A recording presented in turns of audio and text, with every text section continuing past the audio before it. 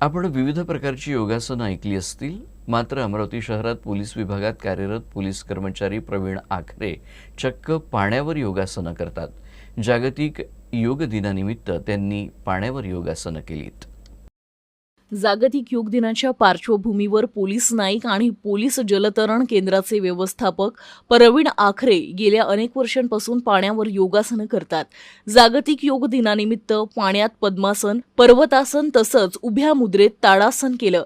जमिनीवर बसून नव्हे तर पाण्यातही शरीरावर नियंत्रण मिळवून आरोग्यदायी योगासने करता येतात, हेच त्यांनी या प्रात्यक्षिकाद्वारे दाखविलं.